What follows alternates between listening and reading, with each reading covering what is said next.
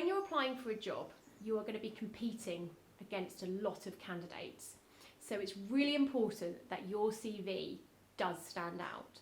So many designers will put all the effort into the portfolio, which is fantastic, but you need to also make sure your CV shines as well. What do you include on your CV? This is a question I get asked a lot, and it's surprising how many people forget certain elements. This is how to make your CV stand out. Firstly, you want to start with a profile. Now, this is 3 or 4 sentences explaining who you are, what you're looking for, what you're passionate about, and also what skills you can offer to that particular company. So make sure it is tailored to that company or that sector that you're applying to. You also want to ensure that you avoid repetition. So many people, when writing their profile, they use the word I at the beginning of every sentence. So try and be a little bit more imaginative. After that, you want to really include your key skill sets. And this could be a huge variety of things. So many graduates come to me and junior designers go, well, I haven't really got any skill sets, but you have, you've got a huge amount. During your course, you'll have been doing presentations, visuals, mood boards, sketches, technical drawings. You'll be so up to speed with trends as well. So make sure you include that and don't forget to expand upon them as well. The next thing you want to include is experience. If you've had any work experience in the industry, make sure you detail where that was, give an overview of what your role was in that studio, and then you want to detail the project exposure. Even if you've only been involved in amending a presentation or helping out with some drawing packs, ensure that you detail every element of that. Projects are the key to getting an interview. The next thing is hobbies. A lot of people spend a lot of time on that, but my general rule of thumb is if it's not that relevant to the industry, you probably don't need to put it in. Computer skills is so essential. Make sure it's very clear of what skill sets that you can use and what software.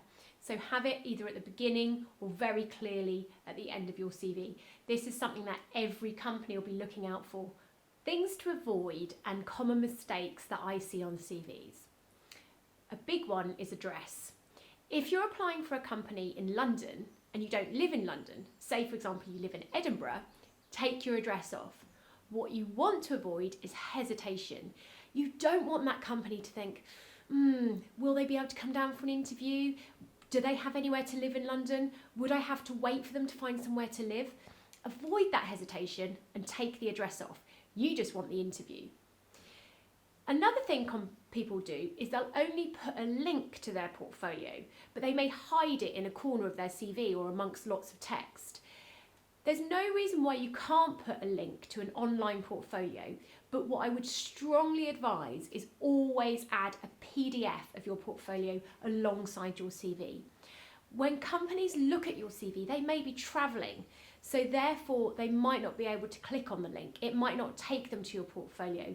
If they can't see it, or there's hesitation again with them being able to open it, they may have already gone on to the next application and next email.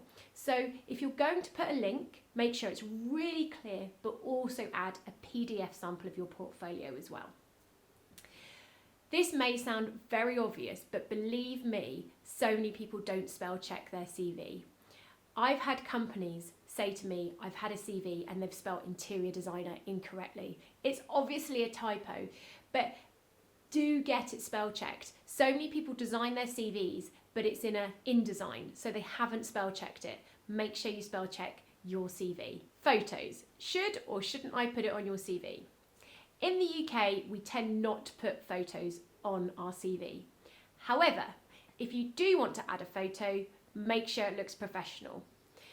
You also want to keep it fairly small. I have seen a CV where someone's had almost a quarter page of a photo of them and they've put it on all 3 pages.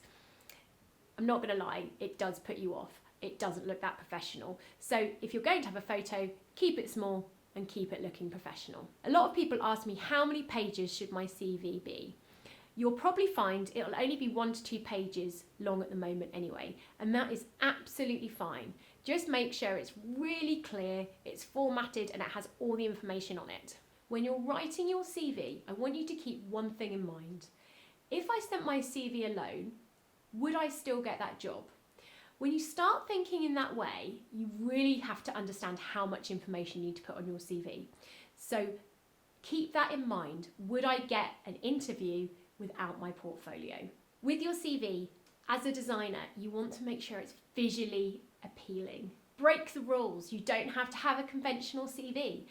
Add an image from your portfolio onto your CV to entice them to look at your portfolio. You can choose any layout you want, but just make it visually appealing so that your CV isn't the underdog. You want it to really complement your portfolio.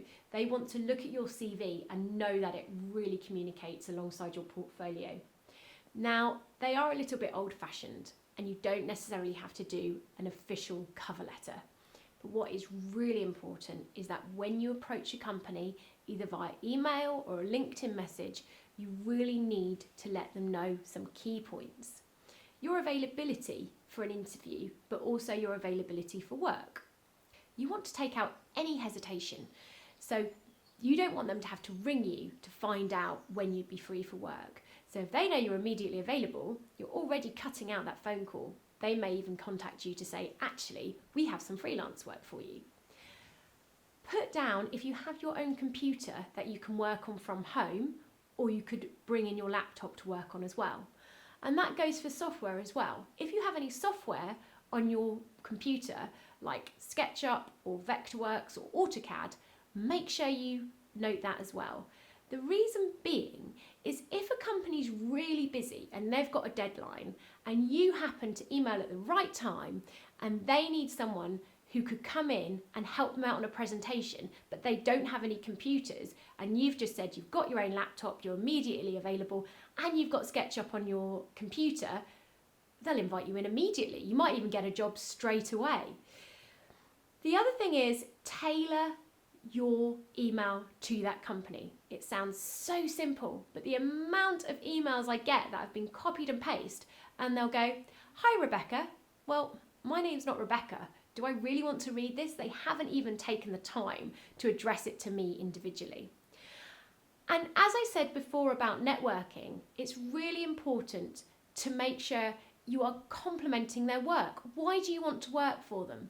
So perhaps add in something about maybe they've been nominated for an award, or there was a particular project on their website that you really like.